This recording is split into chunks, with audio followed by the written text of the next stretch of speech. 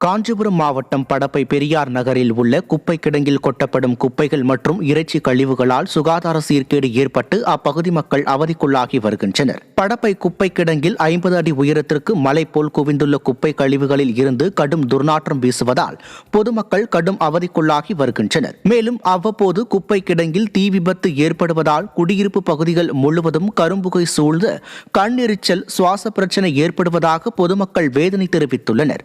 இதனால் குப்பை கிடங்கை வேறு இடத்திற்கு மாற்றம் செய்ய வேண்டும் அல்லது பல ஆண்டுகளாக மலை போல் தேங்கியுள்ள குப்பைகளை அகற்ற வேண்டும் என்று அப்பகுதி மக்கள் வலியுறுத்தியுள்ளனர்.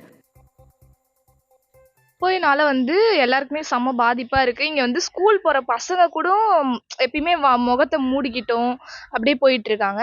அதுக்கப்புறமா இங்க கை குழந்தை வச்சுட்டு இருந்தவங்க கூட எல்லாருமே காலி பண்ணல, எல்லாருமே ஊருக்கு கிளம்பி போயிட்டாங்க.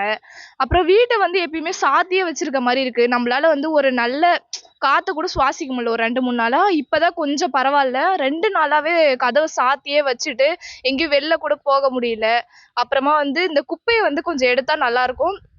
இங்க ஃபர்ஸ்ட் எல்லாம் கொஞ்சம் குப்பை தான் இருந்துச்சு. இப்ப அவுட்வார் குப்பை எல்லாருமே சுத்து வட்டாரத்துல இருந்து எல்லா குப்பையும் இங்கதான் கொட்டுறாங்க. அதனால ரொம்ப அதிகமா குப்பையா ஆயிட்டு ரொம்ப ஒரு வரைய கஷ்டமா இருக்கு.